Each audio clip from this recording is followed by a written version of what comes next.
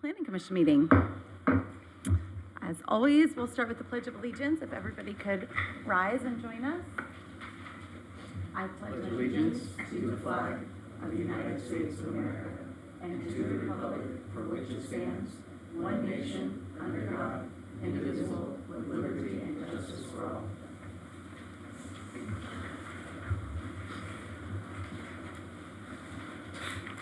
No Jasmine today.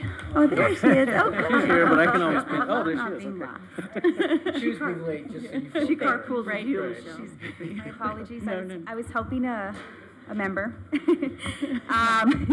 Commissioner Inga, Here. Commissioner Newman, Present. Vice Chair Heschler, I'm here. Chair Keldorf. Here. Commissioner Magai is absent today, and we have quorum. Thank you. Now's the time for public communications to anything that is not an agendized item with a public hearing. So anyone wishing to address the dais? So Coming we up. do have two individuals today. The first one will be Mary Roy. Perfect.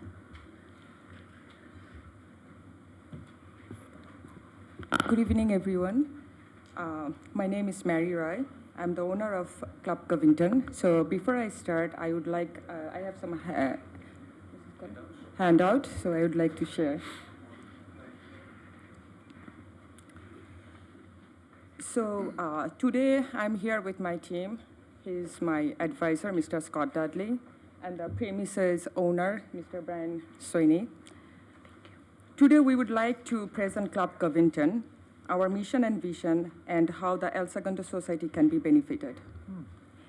Club Covington's mission is simple yet profound, to provide a space where people can socialize, celebrate, connect, and can find their rhythm to dance while enjoying ambient music, cozy corners, and excellent services. Our aim is to create an atmosphere where relaxation is provided and dancing is celebrated. And now, this is how we will add value to El Segundo. Club Covington will have a good economic impact by generating revenue for the local economy. We will do this by creating job opportunities, supporting local businesses such as partnering with local craft brewers, restaurants, and hotels. Additionally, we will be contributing to tax revenue and boosting El Segundo's economic strength by drawing in traffic from surrounding cities. Club Covington will also contribute to the social fabric of the community. We will play a big role by creating a dance club facility and increasing the number of diverse types of business in El Segundo. As a music bar, we will offer entertainment options beyond traditional bars and restaurants. With Club Covington's unique themes of offerings, we believe we will draw people to El Segundo, benefiting surroundings local businesses and furthering tourism. With your support, Club Covington will create a place of night entertainment for all ages, adding to the heartbeat of El Segundo. Thank you for considering our proposal. Thank you. And I think what we'll do is have all public communications, and then at the end, maybe have some questions for staff about how to talk about this. Does that work? Okay. Thank you very much, Mary. And then, go ahead. Yes. Hi, Brian Sweeney. I live at 116 11th Street, Manhattan Beach, and I'm the owner of the former Ismoa building at 208 Main Street. Thank you for the opportunity to speak today. I support the new El Segundo downtown specific plan, but I would like to suggest two changes to the document. And I noticed on page 2-6 that the land use of museum is not permitted use in the Grand Avenue district where 208 Main Street is located. We operated the nonprofit art museum Ismoa at its building in the Grand Avenue district for 10 years, and museum was previously a permitted use.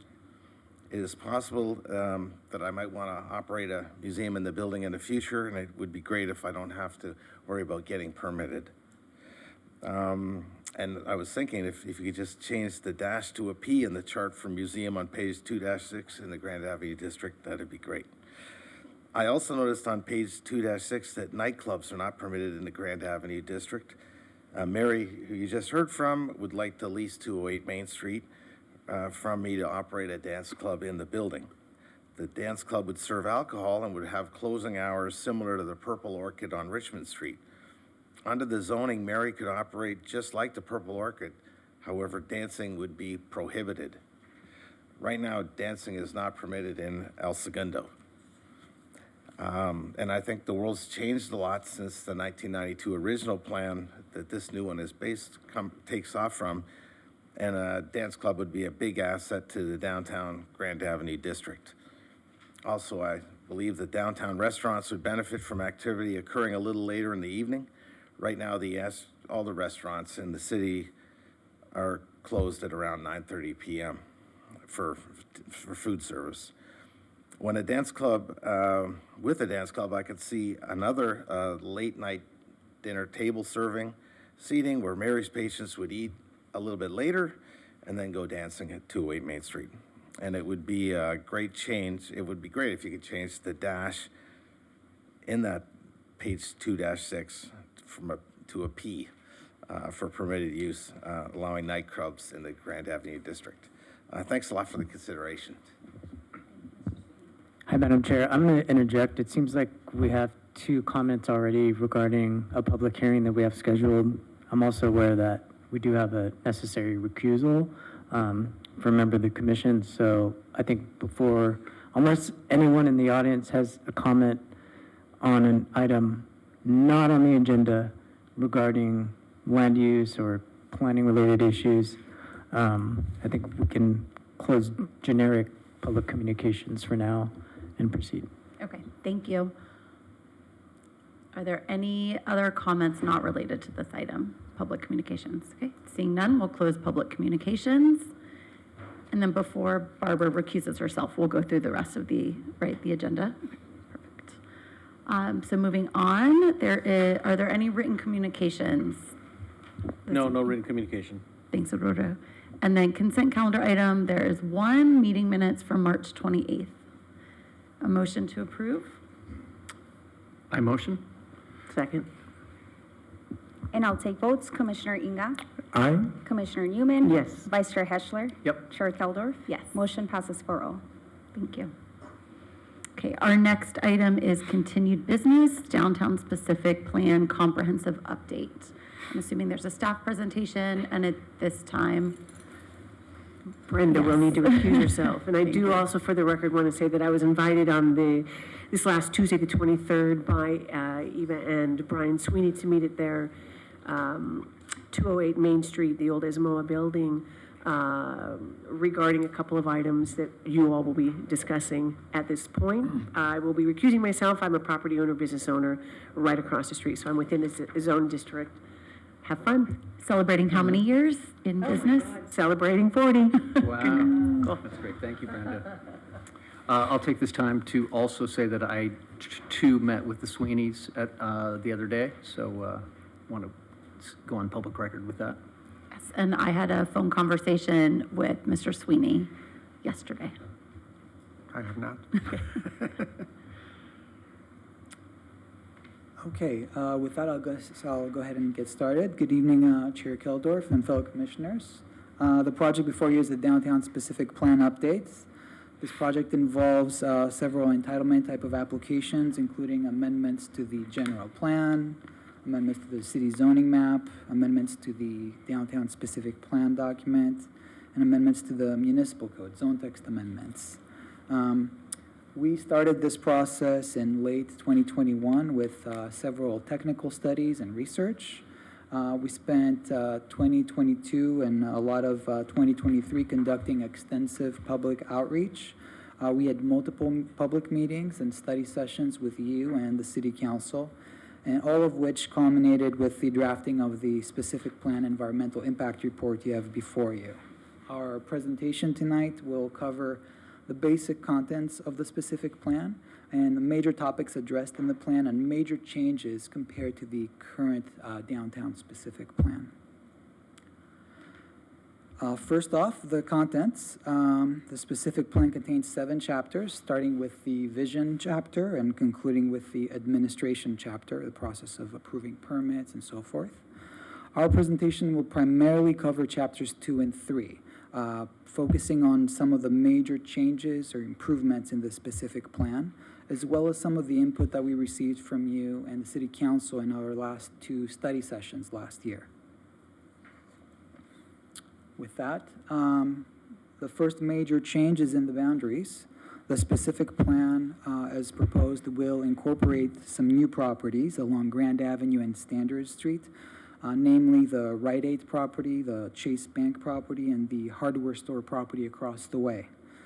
These properties today are located in the downtown commercial or CRS zone. If the specific plan is approved and they're incorporated, the CRS zone will sort of cease to exist, will be eliminated. Those are the last three properties that have that zoning today.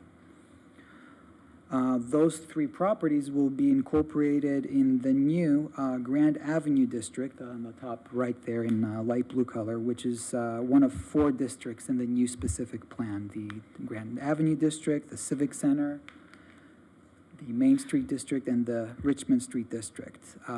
This plan consolidates the zoning districts into 4 compared to 6 districts in the current specific plan. Moving on to the standards and permitted uses.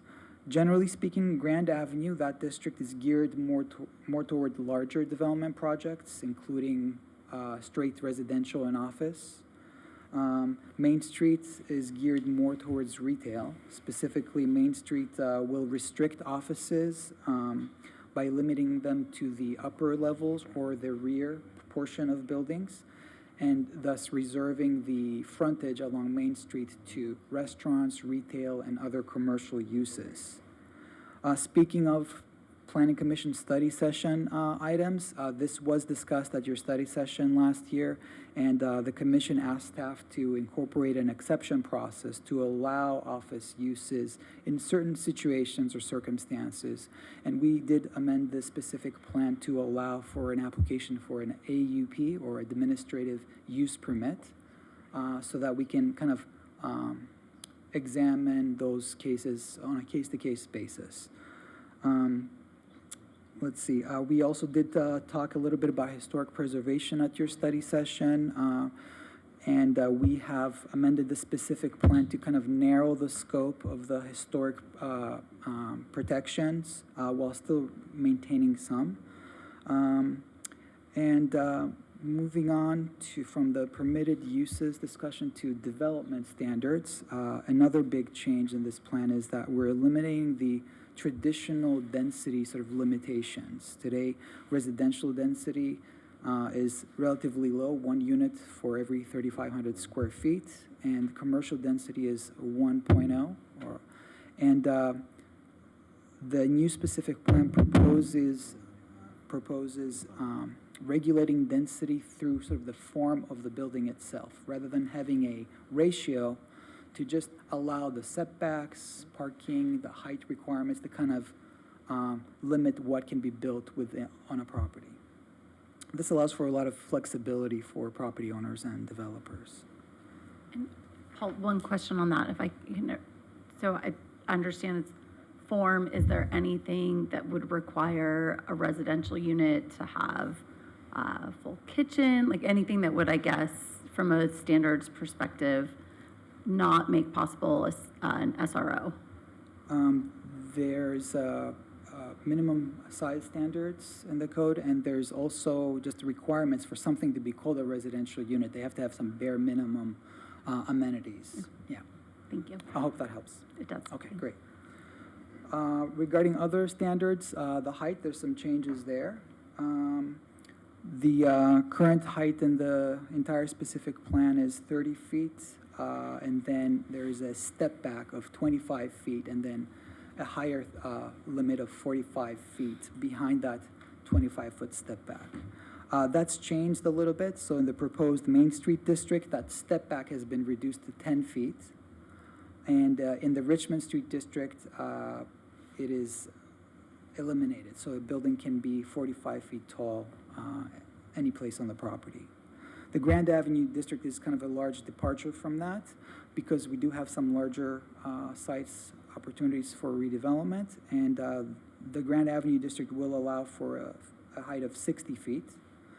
When we went to the City Council and had a study session with City Council, they asked staff to make a slight change to that to create an exception for those properties that are in the Grand Avenue district but front along Main.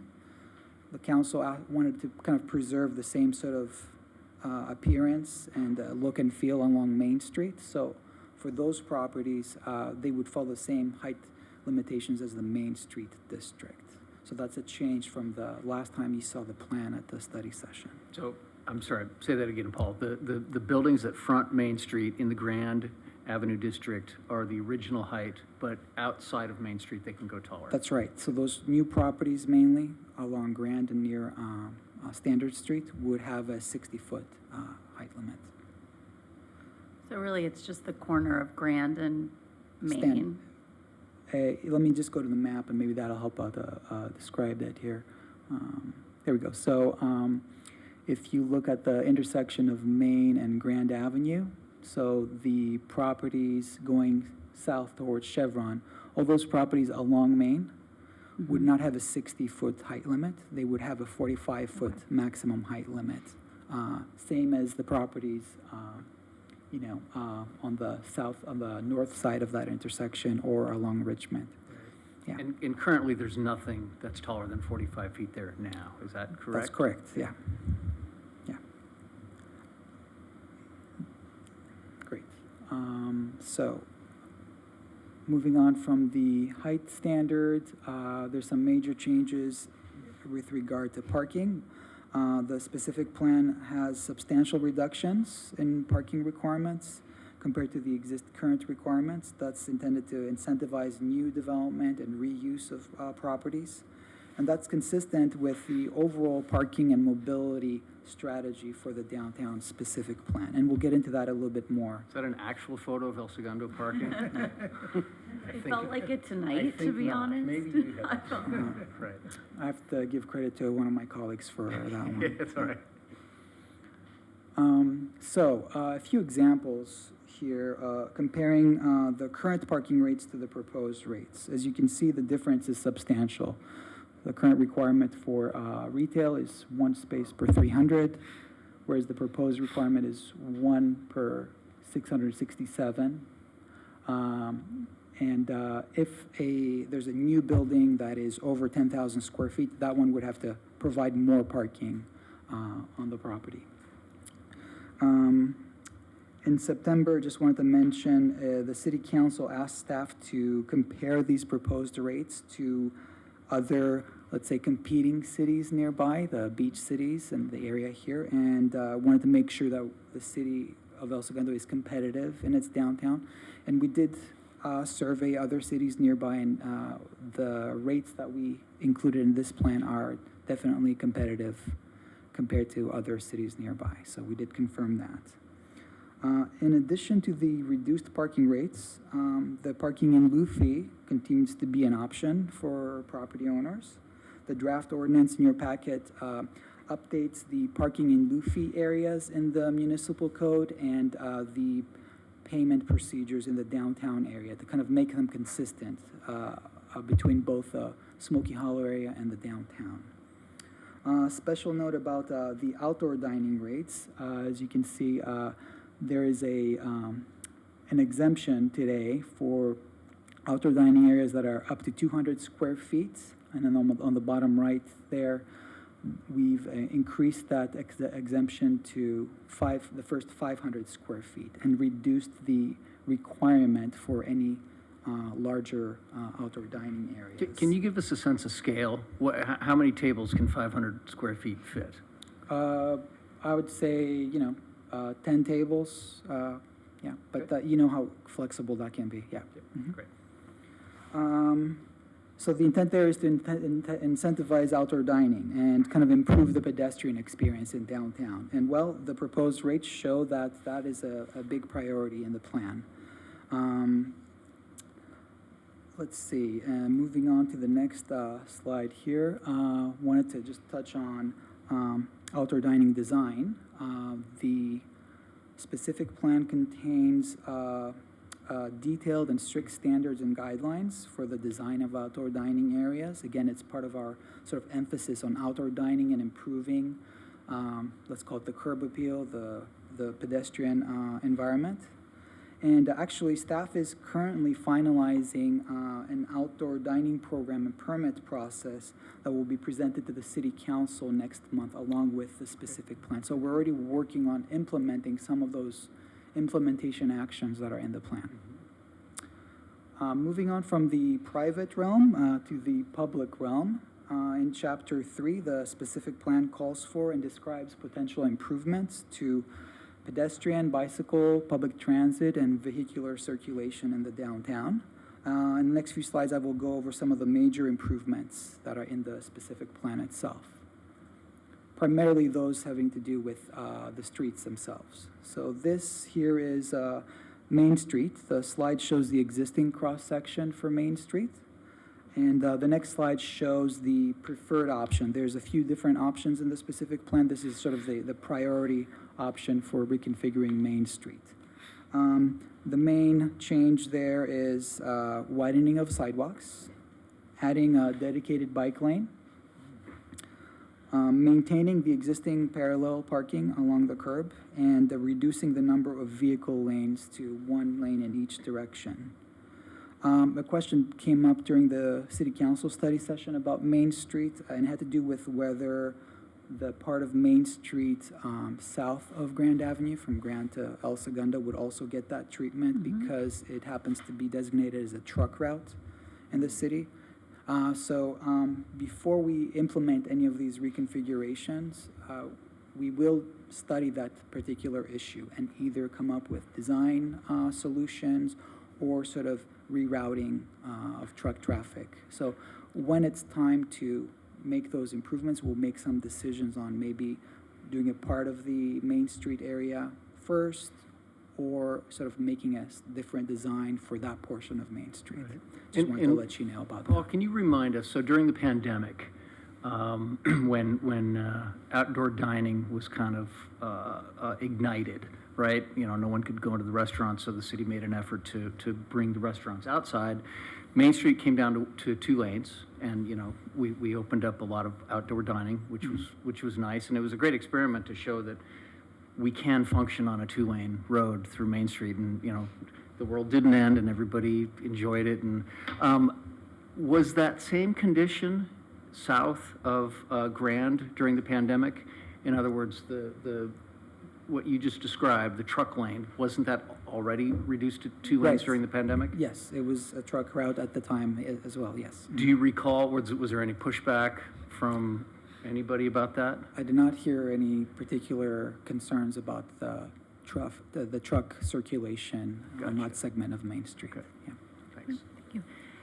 Great, so If we're from, on the, are we staying on this slide or we're gonna move on? I was gonna move on to the next one. If you have a question, we can, Well, I don't remember where we landed, but I'm assuming it's this slide. I just remember from that conversation, a lot of dialogue about whether the bike lane should go inside or outside the parking, right? And this is, and I know yeah. that is something that you know a lot about, and was council under the same opinion that we were that this flows well? Yeah, the council was, found this layout acceptable. When we had some conversations previously about the configuration, there was some concern regarding sort of the safety of cyclists along Main Street. So this particular design has a wider bike lane than what is sort of the minimum requirement. And the idea behind that is to kind of allow for some sort of leeway, some extra cushion or space to help sort of protect the cyclists. Right, and probably a painted green lane that's Yes. very specific, so everybody knows that's a bike lane. Correct. Yeah, right, Yeah. and you know, I'm, as a cyclist, I'm fine with the cycling corridor being inside the travel lane. You know, that's basically what we have now. Right. Right, it's a Sharrow lane. You're already mixing it up with cars that are pulling out, and you know, I feel like it's that's where cars tend to look. They're looking for other cars, so you know, I think it's probably okay. It's better than what we have now, that's for sure. And that's angled parking then, On Main Street, today it's still parallel parking. under this plan as well? Yes. Mhm. Right. Yeah. And the wider sidewalks would preclude from needing parklets, needing to take up parking spots with parklets.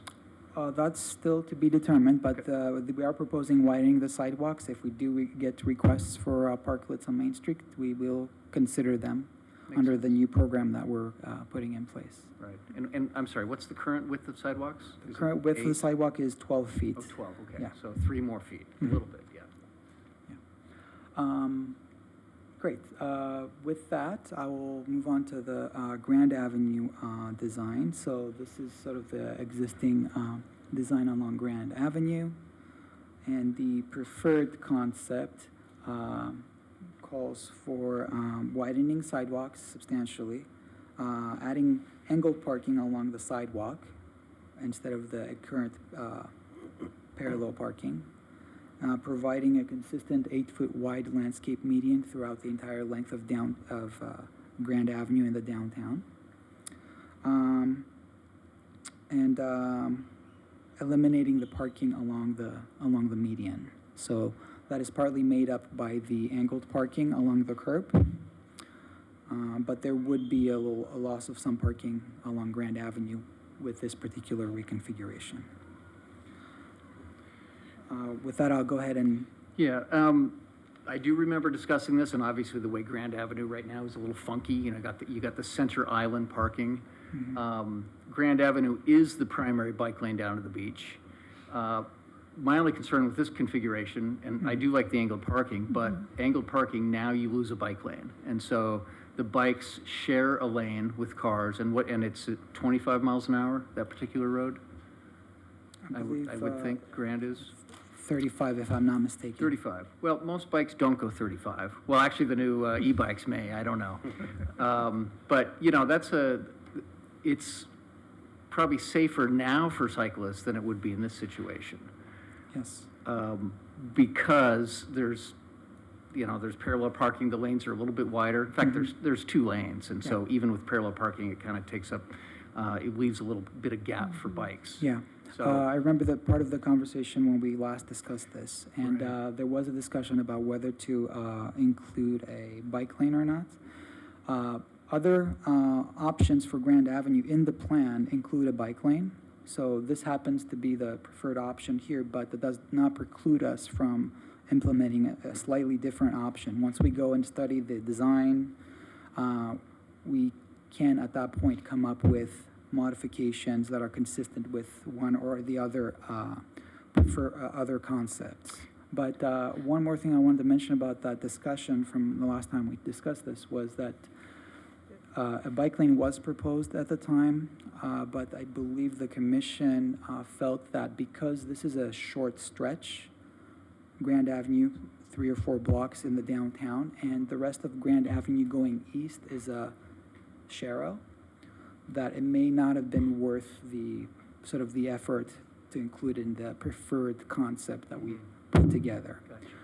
Gotcha. But to clarify, there were 2 other options in the plan, and those will remain in the plan, They is will that right? remain in the plan, Okay, correct. so there's still option to study those things? That's right. Great, okay, thank you.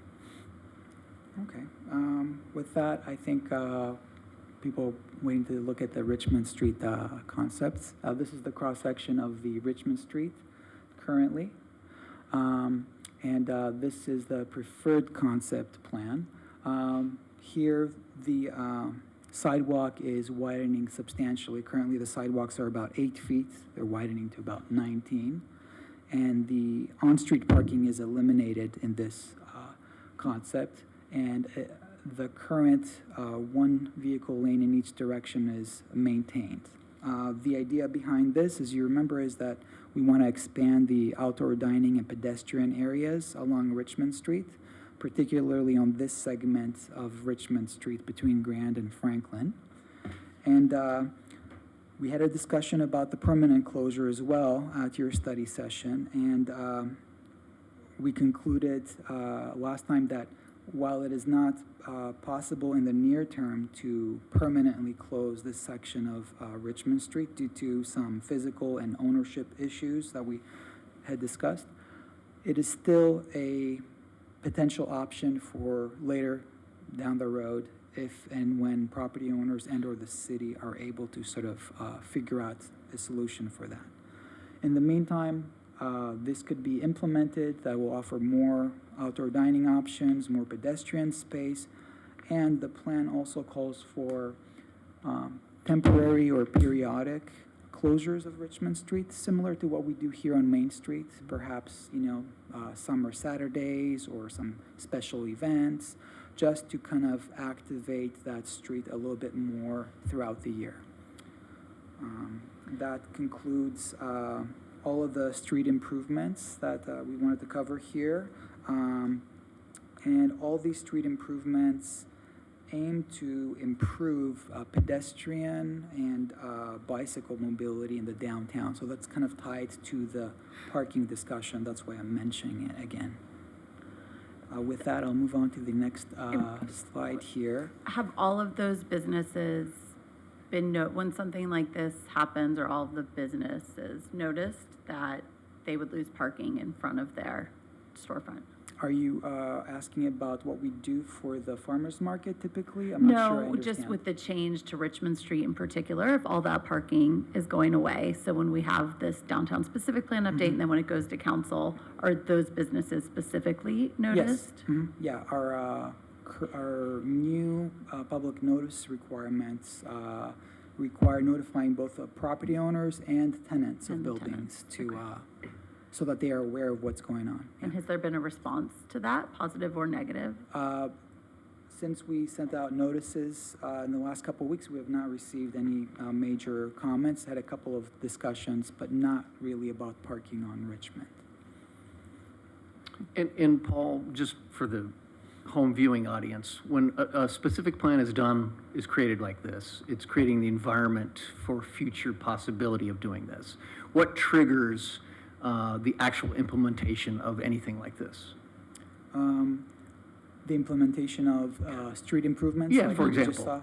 Yeah, so it is just a factor of time and money. If there's funding for it, and the implementation chapter in this specific plan has certain sort of funding sources discussed. And if there's funding, then staff would, at the direction of council, would look into preparing designs, and those designs would be reviewed by the city council before making any formal decision. Typically, before there's construction on the street, adjacent property owners are notified. So even prior to construction, people would be notified and would be aware that it is happening. I hope that helps answer your it does. question. Sure. Paul, talking about more about parking, do we know the approximately usage of the parking garage on Grand Avenue? Yeah, we did do a sort of a parking usage study, and it is not fully utilized. The area that is most utilized is the parking lot at the corner of Franklin and Richmond. So that one is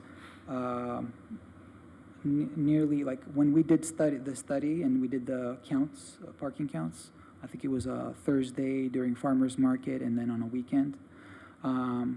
The usage was nearly 95%, which is pretty high, yeah. But the parking structure itself was much lower than that. So there was room for more people to park in the parking structure without creating issues. I hope that helps answer the question. I don't have the specific numbers. Yep. And there's a major tenant that is leaving that spot with the 99-cent store. So, that's, although I presume, hopefully somebody comes in there and makes that okay. parking lot crowded again. Oh, okay. Well, great. Well, so speaking of parking, just wanted to do a quick summary of what the overall parking and mobility strategy is. We talked about reducing private property parking requirements. The intent there is to kind of incentivize development. We do know that reduces the potential future parking on private property. We talked about making improvements for pedestrians, cyclists, and transit in the specific plan to kind of incentivize people to use those means of transportation more. In addition, in the near and medium term, we intend to improve our management of the existing private parking and public parking lots in the downtown And based on our parking analysis, there is adequate parking to meet the needs of existing uses in the downtown and some new development in the next few years. In the long run, if it is necessary, the city will also consider additional parking, such as new parking structures. There's a couple of locations that were identified in the specific plan. But that is kind of a longer-term potential option. At our study session last year, we presented these two locations, and at the time, the commission asked staff to sort of prioritize one location over the other in terms of if we ever need more parking, to kind of prioritize the location at Franklin and Richmond before the location at the Civic Center. But that depends on how things kind of turn out, because in 10, 15 years, there may be less need for parking. So we will wait and see. Let's see how development turns out. Let's see how technology improves, and we can make those decisions about new parking in downtown later on. Sir? Well, yeah, in the current surface lot on the corner of Main and Grand, I think there is public parking after 6 p.m. There are friends, people, whatever, that they go to dining in downtown sometimes before 6 p.m. So if that facility at some point can offer public parking a little bit earlier, maybe like a 5:30, that will help for the early comers, for the early diners. Oh, yeah. That's Like days like today with the farmer's market, perhaps. Exactly. Yeah. My guess is enforcement is lax, I park there, if I do drive here, I'll park there, and I hope I'm not getting in trouble with the city. Thank you, Michael. I tried, it was full today, Okay, so. all right. All those people do not work for the city. Just while we're talking about this, I was bringing up the parking demand study that was done in 2022. The parking garage where the 99-cent store is located, weekday peak hour utilization is about 50 to 60%, and weekday peak hour was about 5 p.m. Weekend peak hour, which is about 1 p.m., was 0 to 50% utilization. So it's significantly underutilized. The surface lot that we're talking about on the corner of Grand and Main, which doubles as staff parking for PD and fire and city hall staff during business days. Weekday peak hour, 5 p.m. is 70 to 80% utilization, and weekend is 0 to 50% utilization. So, as Paul mentioned, today, there's clearly available parking, and parking garages in the future, is something that we have to look at based on utilization rates of existing parking and whether that demand is really going to be there moving forward. Generally, parking experts say that usage of around 85% is sort of the ideal. That way, there's always a little bit of parking for anybody that wants to come in. So you want to have a little bit of a cushion there. And Okay, when you well- did a comparison between availability or stalls in El Segundo and neighboring cities, that is just a parking stall. We're not accounting for paid parking versus free parking, correct? Correct. Yeah. Okay. Well, with that, I'll just move on to the next few slides here. So we talked about private property and talked about the public realm. There is an implementation chapter. I didn't have a lot of information to provide today. There's a lengthy action plan that has a lot of different sort of actions for implementing these improvements that we just talked about and kind of fulfilling that vision in the specific plan. There are also, as I mentioned earlier, funding mechanisms. So there's a discussion of those in the implementation chapter of the specific plan. With that, that kind of concludes our description of what is in the draft-specific plan. As you know, we did conduct an environmental review and prepared an environmental impact report for this project. It found that generally the environmental impacts from this will be less than significant. There are some areas where there are mitigation measures to ensure that any potential impacts are below what's considered the significant level. There were a few public comments on the environmental impact report on the topics of cultural resources, aesthetics, land use, and transportation. Those particular comments have been addressed in the responses to comments in the final EIR. And that concludes our presentation on this item tonight. I'd be happy to take your questions. Thank you, Paul. Questions for staff that we haven't already addressed? No, it's been a couple years in the making, Yeah. and, you know, it's been nice to be able to see this thing come through, so, nice work. I'll just mention one thing. We did have a couple of comments kind of related to this. I just wanted to refresh people's memory. Yeah, absolutely. And if there aren't questions for staff, then maybe we can go back to public communications and talk about it then. Okay, does that work? Thank you. I'm sure we'll have questions for staff during that conversation. I'll stand by. Thank you. Yeah, so our public communications comments were related to usage, which isn't really something that we've talked about at all tonight. So a couple of procedural questions and then a conversation about that. What would even be our mechanism for discussing uses in this forum? Yeah, so I mean, the draft downtown specific plan includes a proposed land use table, which has been part of the study and our recommendation, and so is very much on topic. It wasn't a specific discussion point as part of the presentation, because up until this point, it really hadn't been anything much different than what we've already seen and what the downtown specific plan already addresses. The biggest conversation historically, although not tonight, was really residential and during our previous study sessions. But that being said, it's entirely appropriate for the commission to talk about the proposed uses, the land use table, and engage tonight to have a discussion on the use that was mentioned during public comment. And then, forgive me, the logistics are very relatively simple. If you were to propose making any changes, you would simply direct us to make specific changes on that land use table and just change from prohibited to permitted or something else. Yeah, and keep in mind, this is a recommendation to city council. Sure. Yeah, as it all is. Starting maybe with the easiest first, can you talk about the thought process about not allowing museums in the current use table, especially since we had one there for a decade? Maybe. I believe the specific plan does allow assembly type of uses and some uses related to museums.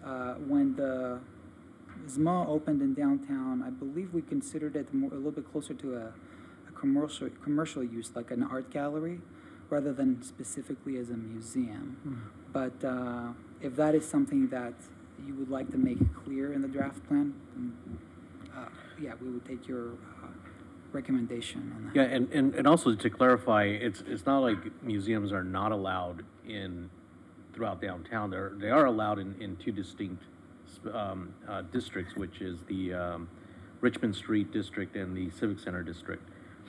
Those are the two districts where they would be allowed. So they're, just to clarify, it's not like they're prohibited. But ESMO is not in either of those districts. Correct. Right, ESMO is not in those two districts. It's in Grand. Correct. Right.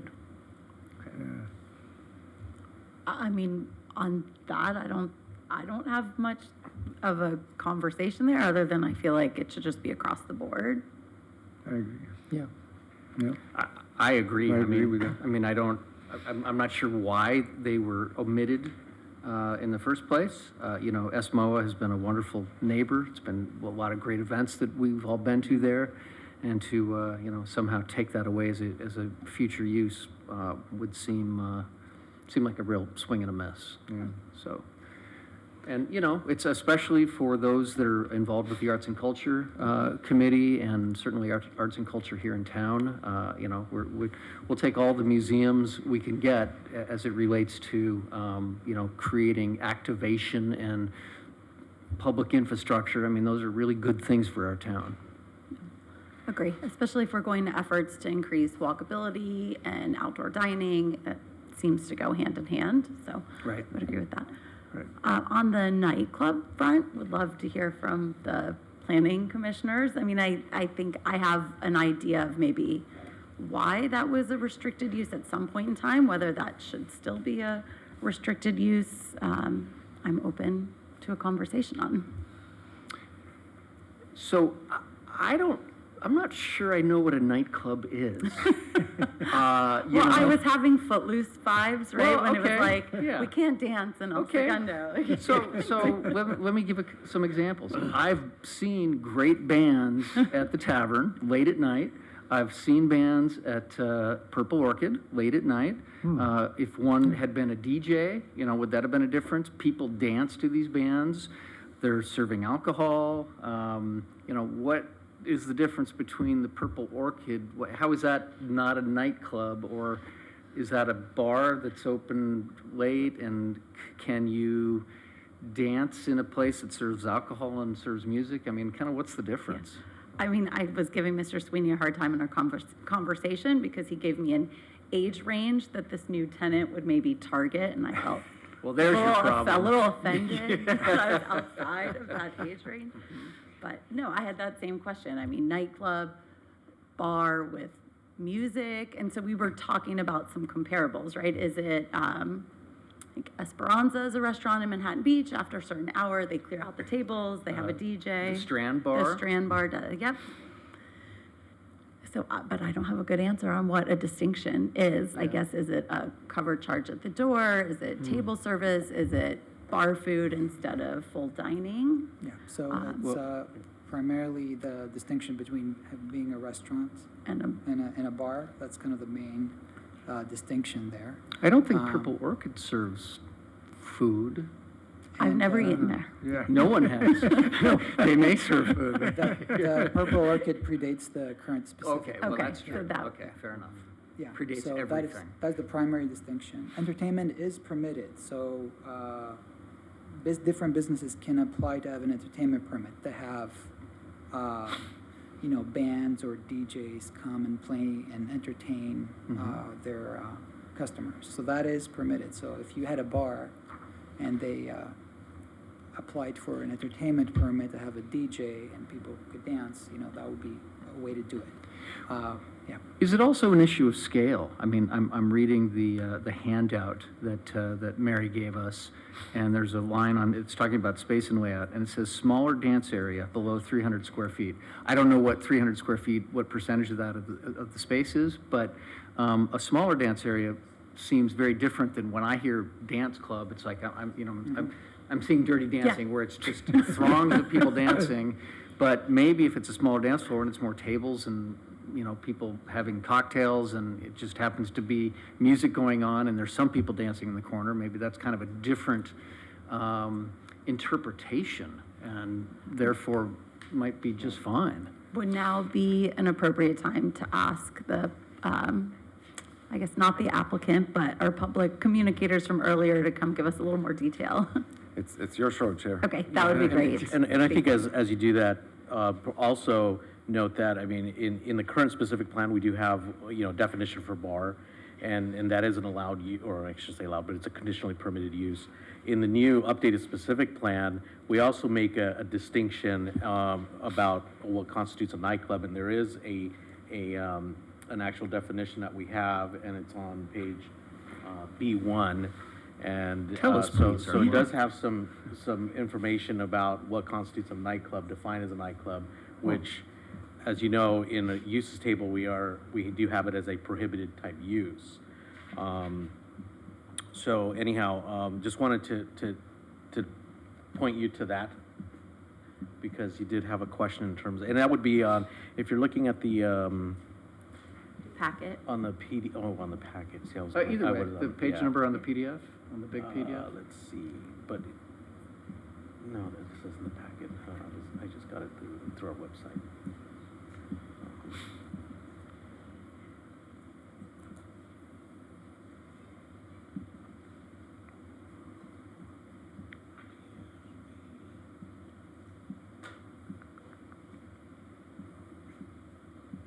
Or alternatively, you could read us the definition Yeah, of well, it. I just found it. It's the, Okay, okay, I can just go ahead and Yeah, read it please, out loud. please. So it's a building which is primarily utilized for entertainment and is open in the evening, serves alcohol, and may or may not serve food. Nightclubs include interior floor space for dancing, so it doesn't give a limitation, or standing in conjunction with an indoor entertainment activity such as a dancing hall, disco, private club, lounges, and cabarets, and other similar evening-oriented entertainment activities for adults. So And this is that's on what- 278. yeah, page 278, right? Okay, 278 of your packet, okay. Thank you. Okay, can I invite you back up to the podium?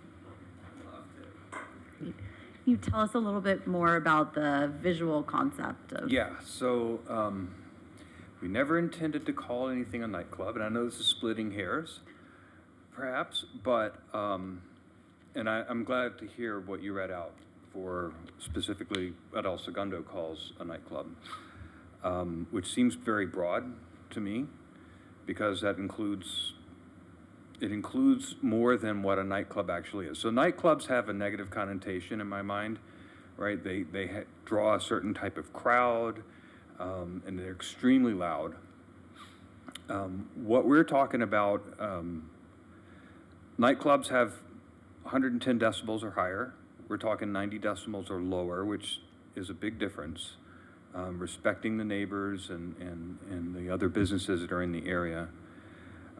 They typically have a very large dance floor, and this is our definition and what we've found in the industry, not El Segundo's definition, but they have 500 square feet or much larger dance floors, and that's their primary focus. Lots of laser lights, you know, it's a hectic kind of scene. You can't hear each other. It's very different than what we're talking about. Ours is less than 300 square feet. It's not DJ-driven light shows. We're talking about being able to sit down and have a conversation. We're picturing some of the corporations nearby coming out and celebrating as a group. Parents who want a night out and away from the kids, but it's not the 1990s rap music kind of club that we're talking about. And I actually have, if you want, I had some notes that are our definition. I don't know if it makes a difference. I can certainly hand them to you. Sure, Yeah, how's that? yeah. Yeah. I don't know. I guess it works just like that. Yeah. Oh, perfect. Oh, thank you. I didn't know we were having this discussion, or I would have brought enough for everyone. And we're not talking about live I'm sorry, performances. sorry to interrupt. Yes. I just want to make sure that staff, as secretary of the commission, gets a copy of this as well. And just for those at home, we are understanding a alternative definition is being proposed for a nightclub. Thank you. Thank you. We're not talking about live bands, not live performers, unless you consider a DJ, a house DJ, a live performer, right? But someone has to play the music. That's part of dancing. So, And in terms of food service, are you so we envisioning didn't full want to put in a kitchen? kitchen. We kicked around the ideas of like charcuterie boards, things that are refrigerated and served, but we haven't finalized that plan yet. And we mentioned that all ages, and why we say that all ages, because we are welcoming the youth, which will be 16 to below 21. Non-alcoholic items will be served, but Only, yeah. I'm sorry, only on specific one night, Sure. right? Okay, yeah. So, and same, yeah, Okay, so that, on that night, alcohol would not be served? correct. then? On Okay. Tuesday, we were thinking Tuesday nights for the youth to have somewhere to go and dance, and then Wednesday through Saturday would be the adults. And we are not keeping open till like 12 a.m. or 1 a.m. For the youth, it will be like 10 or 11. Yeah, and why?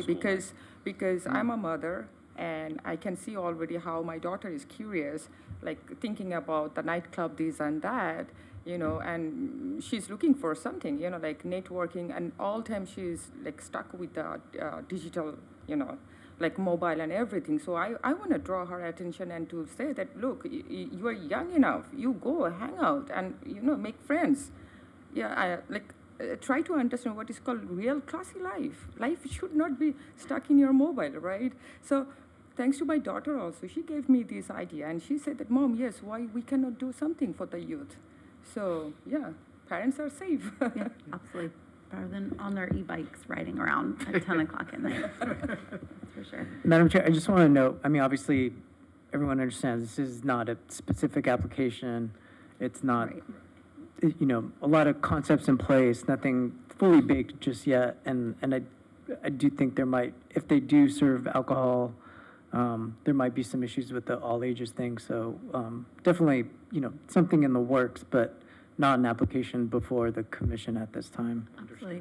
Correct. And remind me, the time that you are open until correlates to the liquor license or to our zoning code currently based on where you're located? Know the zoning code yet. So it's based on the approval of an AUP or a CUP, depending on what the entitlement is. And we do have the ability to restrict, but in terms of what ABC allows up to 2 a.m., which is why most bars will have 1:30 last calls, not that I know, but from what I've heard, on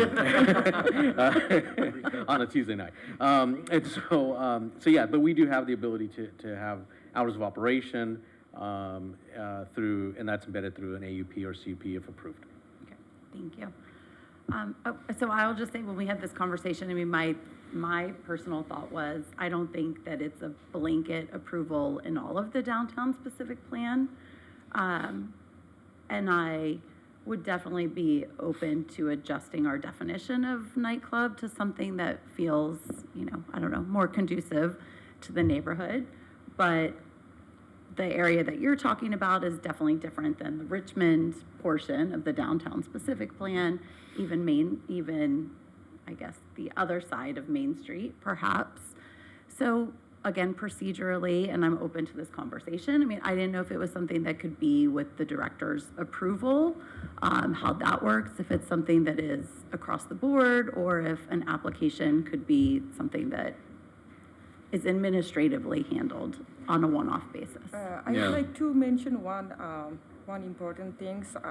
For me, it's important. Why? Because I never seen that any of the nightclub, they're throwing any of the theme, events, which we are planning, because we are targeting Christmas, we are targeting Halloween, Thanksgiving. So we are thinking to have some of the theme events so that like every ages can enjoy. I don't believe that nightclubs, they are throwing that kind of themes for any of the audience. Yeah, Sure. and up on we have a slide of the different districts. I mean, we could look at.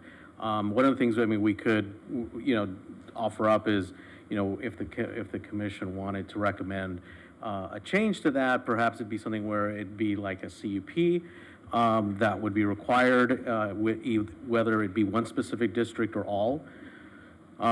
Just because, you know, I think from a planning staff standpoint, sometimes we hear things at the counter where, you know, they sound really good. For example, you know, I personally get a lot of inquiries about, you know, about car sales, and, oh, you know, we're a high-end sale, but we don't need, the thing is, you know, we don't want to open the door just because we hear the term high-end, because this is a use that could potentially last decades in the future. And so who knows, that high-end car now could be a Ford Festiva, you know, in 10, 15 years from now. So the uses that we're talking about today are going to be something that would be allowed throughout the next 10, 20, 30 years. So thinking ahead and thinking globally, not just with this, particular, potential applicant in mind, we need to think of this as something that opens up the door to any really nightclub.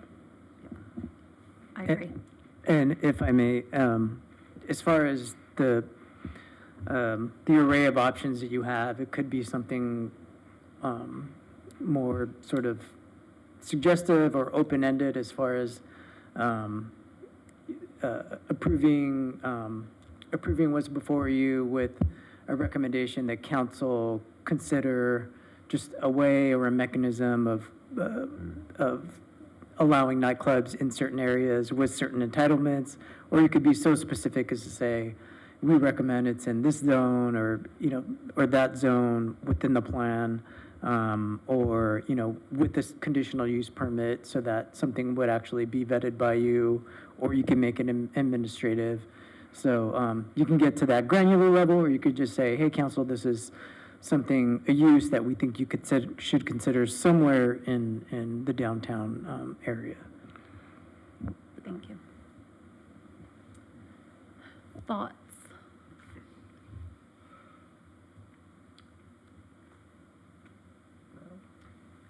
Well, you mentioned that nightclub has a negative connotation, and you said we're not a nightclub, and I wonder if that's, the angle you ought to take. If this, are we really trying to remove nightclubs, or I'm sorry, reinstate nightclubs into a district, or are we talking semantics about what the use of something is? Yeah, Chair, I just want to jump off of that and maybe suggest, rather than getting into the nitty-gritty of what a nightclub is or isn't and what this proposed business is looking at doing in our downtown, maybe the commission explore a different term and a different use entirely, and give us the parameters of what you believe that be appropriate in the location. And to Joaquin's point, provide us some direction and a recommendation to give council. So if it's an entertainment establishment that accomplishes X, Y, Z within these types of hours, or, if it's along those lines, and gives us some parameters that we can work with to formulate a recommendation to council. There are other entertainment types of uses that have come across at our counter that are not a nightclub, but they don't squarely fit into any of these categories. And so this might be more of a question of entertainment uses in general. So if this came across a planning desk, what about it would kick it out as an unapproved use? Well, because it doesn't really fit in any box other than nightclub, which is the only term in this table that we have currently. And since it doesn't, our job, unfortunately, is frequently to try and put things into boxes, and 99.9% of the time, we're proposed things that don't ever squarely fit into a box. And so, So similarly, if somebody just applied with a bar, just a bar that didn't serve food, is there something in the code that would approve that? Or yeah, that would also be a strict bar is not permitted as well. But there is alcohol sales That's correct. on-site without food service. Oh, I'm sorry, I didn't see that. That's an AUP. It is an Right, AUP, yeah. right. So that is an administrative.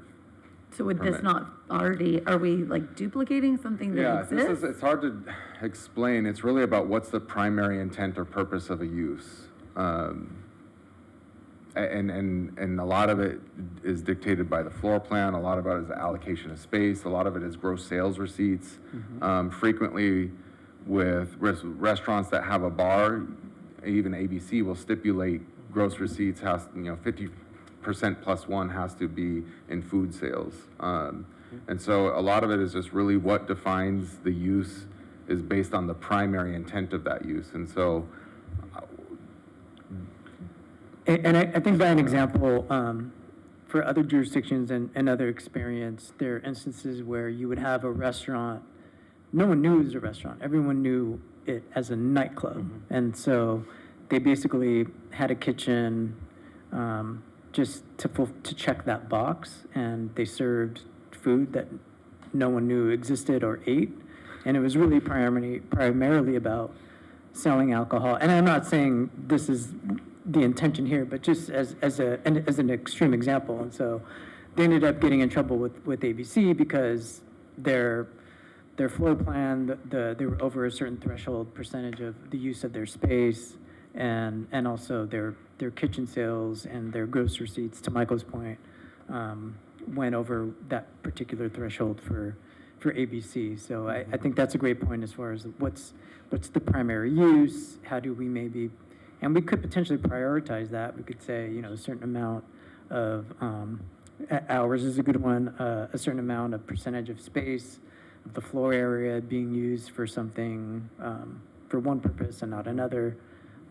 But that's what it kind of comes down to decipher between these close kind of uses. And speaking of bars, I think, that is one of the distinctions, is like bars, are open pretty much all day. And a nightclub, I mean, that your primarily function is having these entertainment type uses primarily at night. They're evening hours, and so, I think that's another distinction between a night, club. Whether they be a lounge, a bar, I mean, or, their whole premise is based on nighttime evening activity. Yeah, as is a restaurant that only serves dinner. They don't open until 5. or Right, something. right. Right. Yeah, So if the Purple Orchid didn't exist and walked in today and said, we want to do this thing, it's all, it's a bar, and we're going to have a DJ Thursday, Friday, Saturday nights, would that be an acceptable use? Well, they're required to get entertainment permits. There's a level of vetting that does or should happen. I don't know about whether Purple Orchid always gets their entertainment permits or not, but there is a vetting that does happen, and it is permitted under that vetting process. There's just so many nuanced differences that, between whether it's live entertainment versus a DJ versus, amplified music that is not a DJ. There's the light show that happens at a nightclub. There's paid entry that may not happen at a bar or restaurant that turns into a dance or entertainment venue at night. I think we could probably talk all night about all these different nuanced differences. What I think would be more helpful is if the commission is interested in exploring a use that fits this general genre of purpose, which is some sort of entertainment and activity, which was explained earlier, then maybe our time would be better spent sort of exploring what is it that the commission would like to see, and then we can formulate that moving forward and then include that as part of the recommendation. And to exclude where, if it's like, we don't want this is okay. Yeah. Yeah. Well, had these fine people not shown up, we never would have been having this discussion. Right. So, it's one of these things Thank that. you. So, and just a quick follow-up. So, we call it a music bar, splitting hairs again, but I did want to mention that we also intend to use it during the daytime, right? For bridal showers, for those kinds of things, celebrations. So, Great. Thank you. so I guess our question is, what's our next step? And Sure. Yeah. So we'll have a conversation maybe around that about setting some parameters. And then let me ask, which is staff's preference, because I could go either way with it, that it is some use that is an administrative approval, an AUP or a CUP, or we actually do craft a whole new use and define it. And It probably depends on how specific we do and don't get. The more specific we can get, then probably the more comfort level there is with an AUP being the mechanism. Still comes before commission. But the more you spell out, the more comfort there is, and it's a much lower bar, it's a much cheaper process, it's a much faster process. If it's a little bit more vague, then it gives staff a little bit more angst in trying to make that decision, the discretionary decision power, relying on staff alone, becomes a little bit more difficult because there's less reliance on there being some consistency. And so you'd want that to be a CUP, have the mandatory findings that are required, the public notice, public notice seems required on both, but there's a public hearing that and a I don't little want to bit make more it involved. arduous in any way. So I don't personally don't have much of a preference. In both cases, it'll end up coming to the planning commission. I think if we get a good feel of the type of use that the commission is interested in, and again, council's the end determination, and they may say, we don't trust you staff, and we don't Those trust the guys are commission, no we want it to come to fun. council. So, it just depends on how we define it tonight. I mean, loosely speaking, I think starting with the decibel level is, Yeah, that'll be the first question, is how loud is it? How loud is it? Well, is it ever a nuisance? Yeah. That's gonna be the question. And so, you don't have to answer that now, just know that these are the things that will come up, I think about the Strand Bar, which is extremely popular and, becomes I don't know what it is, a disco. It is, it does very well. And, I would think that is an interesting model to look at. What do they have? What restrictions do they have? You know, I don't know, if staff, that's how you typically do things, is you look for precedent in other places? Or are you hoping that we know all the right questions to ask right now in order for you guys to make changes? We're probably gonna have to do a little bit of both. Yeah, okay.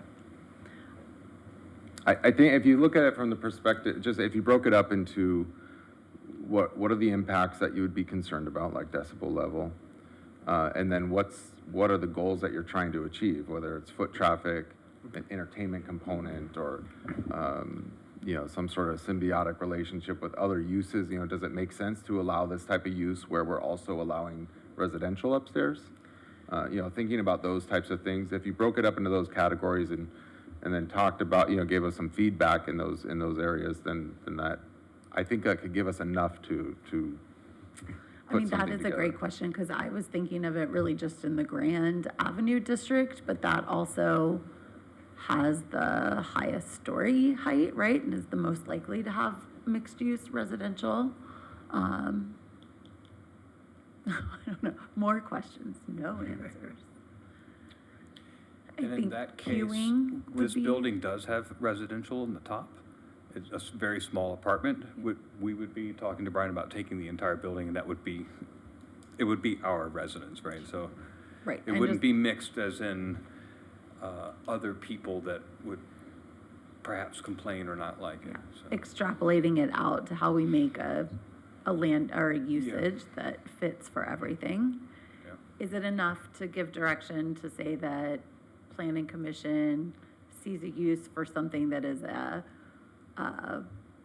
bar, music, dancing, lounge with a decibel level that is within this 80 to 90, and then set staff off to then present that to council in some way? Yeah, yeah. I mean, I think the other thing that I could imagine just push back on is if there's, you know, I think of a nightclub and there's a red velvet rope and there's a line down the sidewalk and people aren't going to be super excited. Well, some people might. Some will. Some Yeah. will, that's Uh-huh. true. I'm sure Yeah. they will. Right. Sounds good. I mean, that section, you know, that district, Grand Avenue, is really where all the gravity Yeah. is right now, right? I mean, that's where people are most likely to be at night. That's where people come and go to the restaurants. And it does sort of end at 9:30 or so right now. Well, actually, I don't know how late the tavern stays open. There's activity there. Rock and Brews probably still has some stuff going on. Anyway, but being Yeah. able to increase that gravity. I mean, that's what this is all about, right? This is economic development. It's adding vibrancy to our town. And so those are good things. Yep. And so, you know, I like that aspect, provided that it doesn't become a nuisance. I mean, that's what people are going to look for. It's like, you know, what will this do to our quality of life here? So I realize that's not a parameter. It's not great direction. Yes. But how do we feel about limiting it to Grand Avenue as the district?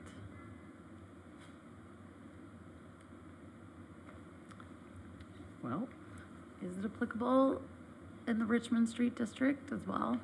I mean, there's one part of nightclub where like a lounge isn't allowed or a private club, and I could definitely see that as a use, maybe even more so in Richmond Street. well, Richmond is closer to residential in a lot of cases, right? Grand Avenue backs up against Smoky Hollow. There is some residential there. Main Street definitely is closer to residential. You know, it would seem to me that Grand Avenue would be the most appropriate district. I would agree. Okay. Have we given staff even enough to go off of to present that with decibel level, Grand Avenue district? Yeah, I mean, I think if there's general appetite, we certainly have enough to go to council. We're obviously gonna have to do some research, and so we need to formulate our own recommendation, also what we think is best to work with the downtown specific plan. But if there's general appetite to explore sort of some entertainment type of use or entertainment venue type of use, then, you know, whether, you know, the decibel or queuing or, you know, lighting and the Grand Avenue district specifically, we can run with that.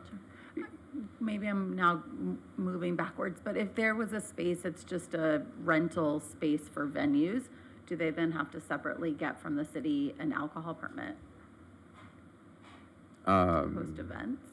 So event centers, there's, ABC issues different types of licenses. And some venues get a sort of umbrella license that they then utilize when you rent the space. So some venues don't, because they don't want to incur the cost and the liability for that. And so they require each individual user to do that. So it's different for every location. Thank you. I think, anything else for staff or on the? Actually, I do have a question. Is there another venue in Los Angeles that feels like what you're talking about? No. The nightclubs are noisy. The bars don't cater to dancing. It's something unique. And how do you keep from being noisy? Well, you turn the volume down. Okay. Well, I mean, and does that kill the vibe in the place, or? No, I mean, so for example, I bring up church at the same time as this place. It's just like But church. It's just like church, right? So you want it just loud enough to where you feel inspired, right? But not so loud that you can't talk. Okay. Great. And as far as queuing, just maybe in your discussions can talk about a limit to queuing, that maybe it stays on the, size of the building and not bother other, like the Mexican restaurant next door or those kinds of things. Just a suggestion, because if it is popular and it's drawing people from Redondo Beach and Torrance and everywhere else, there is a possibility that there could be some people wanting to get in, but, they can't until some other people leave. Yeah. It could happen. So. In capacity in that building? I believe right now it was at 120. Is that something? Yeah, maybe it's 150. But for us, it won't be that high because there'll be a lot of seating, right? Right. But there also needs to be a dance floor. So for us, we're going to limit it to, right now the plan is 90. So. I mean, you're kind of describing a nice bar Yeah. with Yeah. dancing. But it's Yeah, not, it's- it wouldn't be allowed though currently anywhere. It's kind of what it is, but it sounds like it falls into nightclub, so. Okay, all right. Is For- dancing the issue? Is dancing the I'm telling you. problem? Yeah, I'm I'm going to go back and serious. watch that movie tonight. Yeah. No, but I mean, is that the trigger that is? I think it's dancing and drinking. And noise. But Okay. yeah, All right. maybe we'll have a good old-fashioned book burning. There you, well, that'd be great. I mean, it's a little bit that we just don't have it very well clear, defined in our current code. It's just, I mean, that's part of the problem. And when we don't define things well and there's ambiguity, it's a double-edged sword sometimes. And so it doesn't really fit well anywhere. And so it's, we're stuck where, but I think it's a good place for us to be right now, right here where we are, because we can address this in real time. It's very sort of, just great timing for y'all. Thank you. Awesome, thank you, guys. Any other questions or comments for staff or anything on the bones of the downtown specific plan? I would, I guess, reiterate that I'd like to get museum back into the fold. And no, I'm good. Thank you all again for a huge amount of work. I mean, you've really been on a roll, so we have tackled some meaty things, and I appreciate it. Thank you very much, Paul. That was great. Nice work. Good work. Thanks, you guys. If I may, just out of curiosity question, Mr. Heschler. I'm done. You talked a little bit about the distinction between a small place that has a dance floor versus one of those warehouse size. A rave.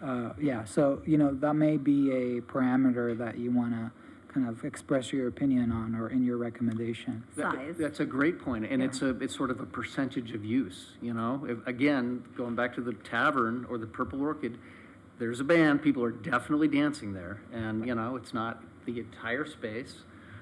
300 square feet, as they described, seems like a fairly modest size within that pretty large space. Got it. So a not to exceed, It's an FAR of So dancing. a proportion within the building and perhaps an overall size? Is that kind of what you're thinking? yeah. That's great, sure. And if Okay. if you guys can study that and come up with a recommendation, that'd be great. Okay. So then at this point, are we ready to make a motion on approval? I'm sorry, Yep. did we close? Oh, close public comments. We'll close. Do we open public comments? I don't know. We'll close public comments. Perfect. Okay, so ready to make a motion on approval of the downtown specific plan comprehensive update. Anyone willing to give it a shot? Yeah, sure. I recommend that we adopt resolution number 2950, recommending City Council approve environmental assessment number EA 1311 to certify the EIR, general planned amendment number GPA 2101, zone change number ZC 2101, specific plan amendment number SPA 2101, and text amendment number ZTA 2107 for the comprehensive downtown specific plan update. And I With second.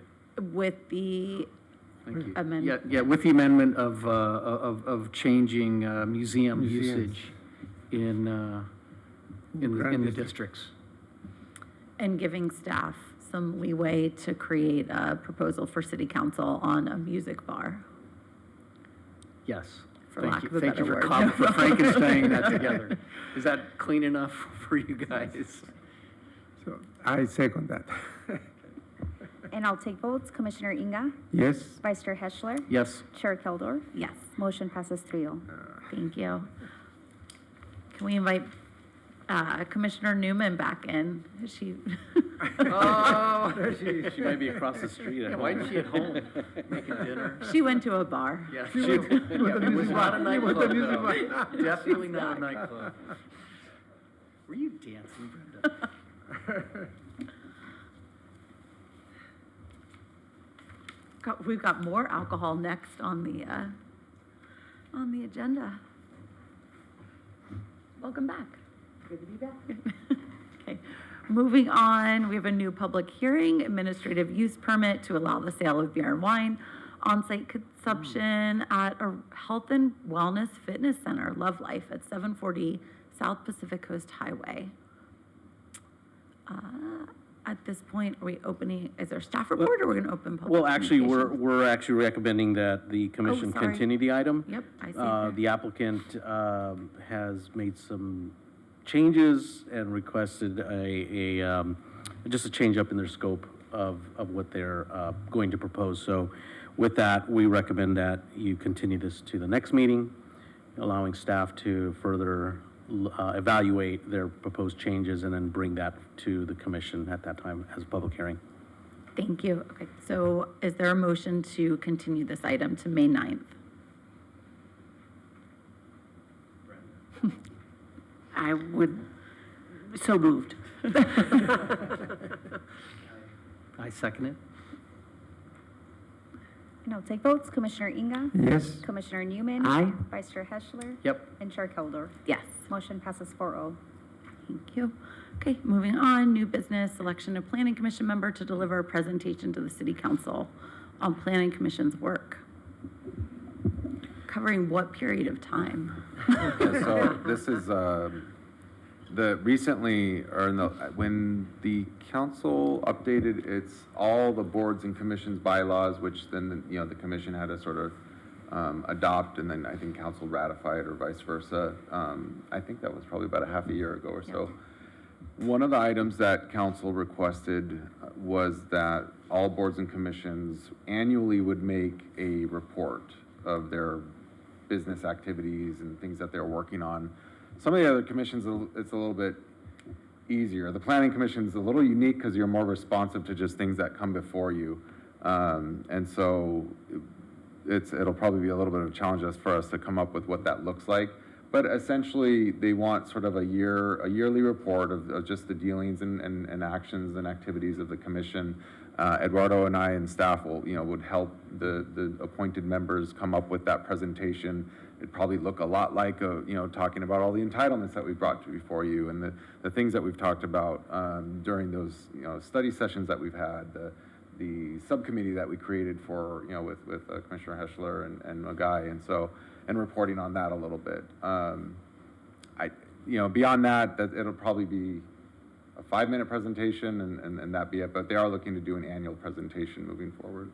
Okay, yeah, I think it's just different because they vote on everything pretty much that we present versus what the other. It'll be a committee- highlight reel of all the things they have They've not done. approved. We like that we this, but recommended. you said. Right. That actually would be pretty funny. Probably not the intent, is it? How it started, Right, how it's right, going, right, yeah. right. No. Yeah, sounds great. It would So- make sense that it would either be our chairman or our vice chairman of. Oh, I think the chairman is exactly I the mean, right I am person. happy to tag team that. We could do it together. I would do that. All right, then I Great. will nominate our chair and vice chair, make that presentation. I second that. With the caveat that Michelle does all the talking, I third that. Okay. Right. Agreed. And thank you. And how does that work? Do we meet with staff who it just creates more Yeah, work Eduardo for staff? will set up a time, and we don't have it calendared yet with council. There's like 8 different Rec and Park version commissions, so, you know, we can hang out for a little Might bit. be next summer. Perfect. Right. So it might even go into late fall or late summer into fall maybe at this point, because we try to, you know, put it on the agenda far enough in advance, or at least put it as a placeholder. So it's still up in the air. I mean, we can work to your schedule, but like Michael said, we're here to help you with that. And I think, like I said, it's just gonna be maybe more of a summary of the things that you guys have done and 5 minutes tops. Okay. Sounds good. Thank you. Okay, and with that consensus, I guess it is the chair that will be delivering that. With Oh, some- vice, with okay, some oh, with some assistance. backup by the vice, by the vice chair, okay, the dynamic duo there. Is that something that we need to formally vote on? I'm sorry? Is that something that we need to formally? No, I made a we got it. Okay, you motion. made a motion. Oh, was, okay. And Okay, yeah, seconded. the motion. Then let's just do it officially then. Okay, all right. Yeah, let's, yeah. Okay. Commissioner Inga, Yes. Commissioner Newman, Of course. Vice Chair Heschler. Yes. And Chair Kildorf. Yes. Motion passes 4-0. Perfect, thank you. Okay. Moving on to a report from the Community Development Director. No report. I have followed up on the schedule for the monument sign. The schedule hasn't been created yet, so I'm keeping the pulse on it, and we'll update the commission when we have a actual schedule. But vendor's been selected, contract has been awarded, so they're working through that process now. Awesome. Is there an update on the affordable housing and affordable housing strategic plan? We can do that next. Is that? Yeah, I think, it was, I think it's, we attached the, what was it, the affordable housing strategic plan. Yeah. To the meeting minutes. Yes. And part of this, so I received an inquiry about the housing funds. Yes. And I just didn't know how to address. So we had that in lieu fee from D.R. Horton, it's around 5 million, and just an accounting on where that stands. Yeah, every time I scroll past page 150, my screen goes blank, so I can't look at it. It says. But as Eduardo mentioned, you know, so that the city council did adopt the affordable housing strategic plan. And if you recall, if we go in the sort of the way back machine about 2 years ago, there was a consultant group by the name of Many Mansions. They were briefly brought on board to assist staff with the preparation of that plan, as well as working with projects like Pacific Coast Commons when we were negotiating the affordable housing component of that project, and provide other sort of advisory services as it relates to affordable housing. That relationship ended, it sort of fizzled out. They actually never ended up signing the contract agreement, and the arrangement wouldn't have eventually worked because when we engaged with Many Mansions, there was an agreement to offer first right of refusal, and there would otherwise be for a surplus property or a city-owned property, and then with that, there was no cost for their service.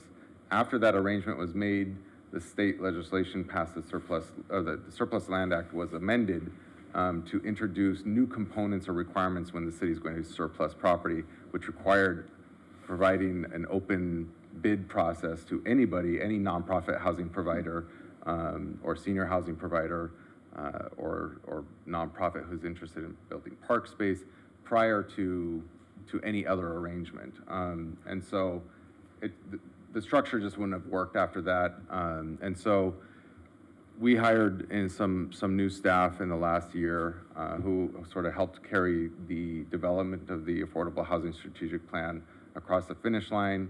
We came before our commission with Many Mansions for a study session.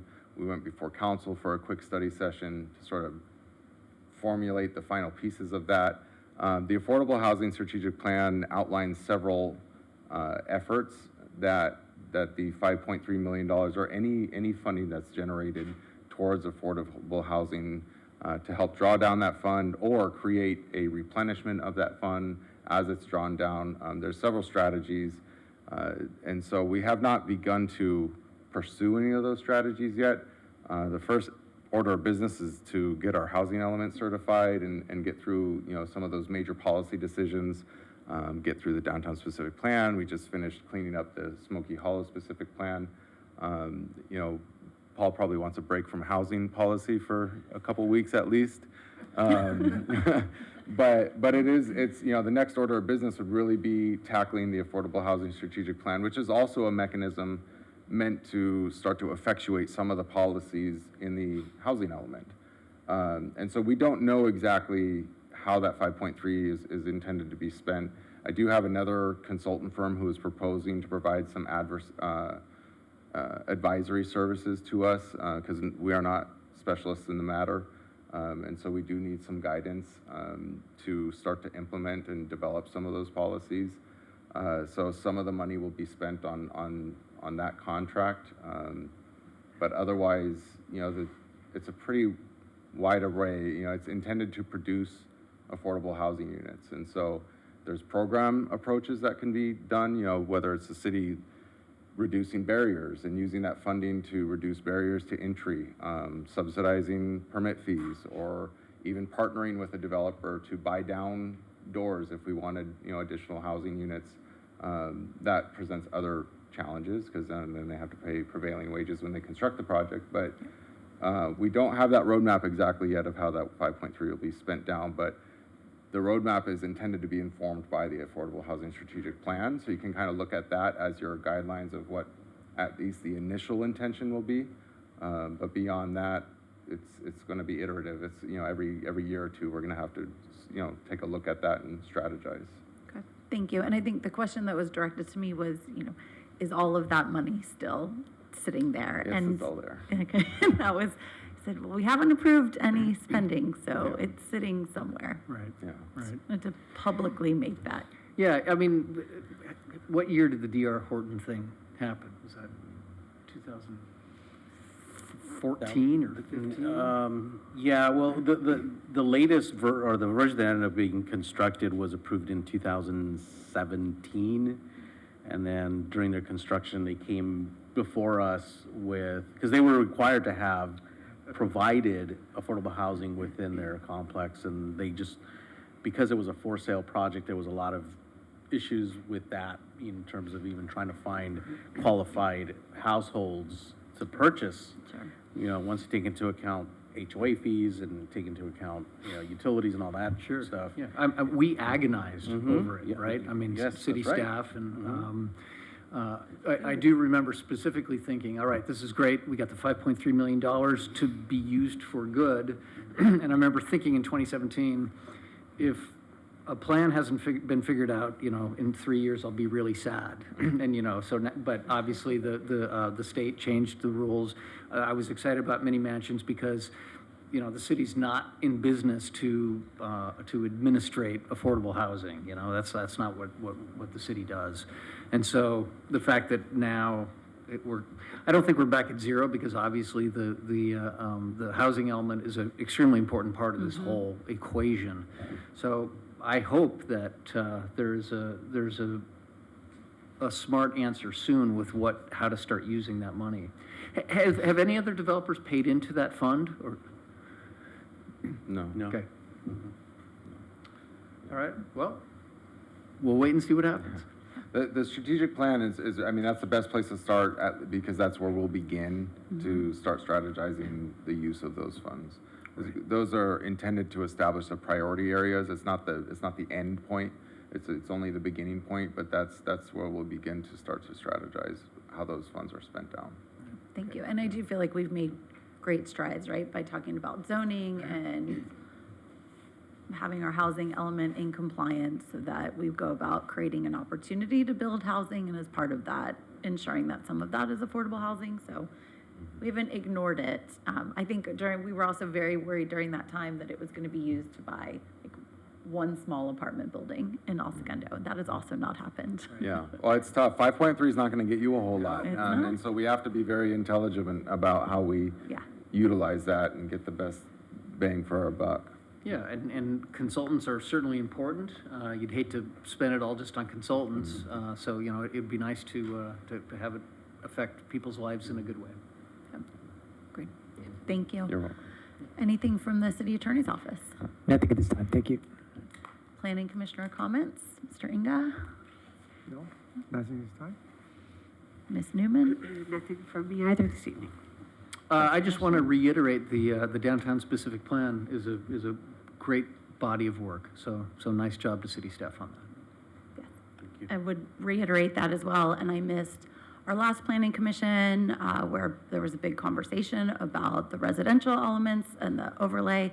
I did tune in. I really appreciate it. That was huge work and saw it at city council and was happy that it got approved as is. So also a big step. Unprecedented. Unprecedented. I was giving some people some eyes in the audience. Like, don't mess up. One question, and this doesn't have to be answered now, but I'm genuinely curious. A couple of parking spots in El Segundo that have been dedicated to golf carts. Like, how does that come about? Is that something that Public Works does that go to council for approval? What's the process for that? Yeah, it's a pilot program, which is our favorite thing to do here.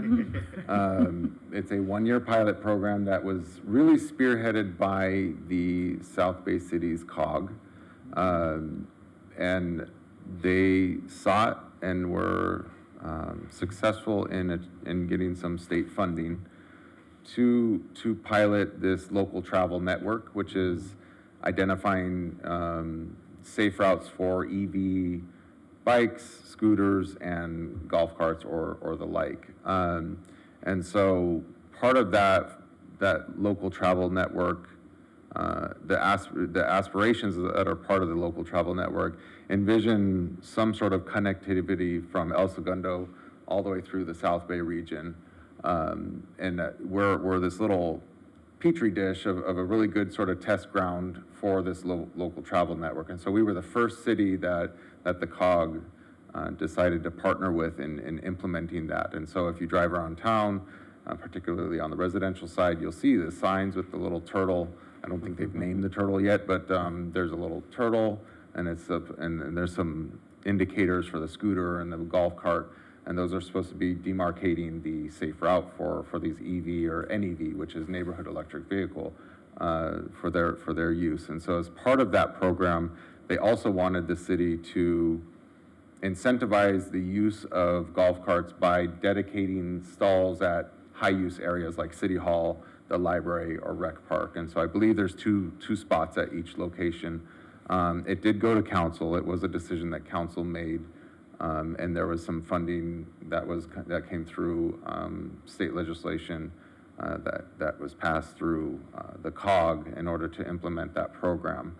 Public Works did take the lead on it. They did take the charge on it because it's a streets project, and they are going to go back to council. The goal would be a year later to sort of report out on any findings, successes, failures, feedback. There's already a lot of feedback that's been provided on just observationally the use of the spaces. How do you formally provide feedback? I think a lot of it's going to be observational. There's been enforcement difficulty.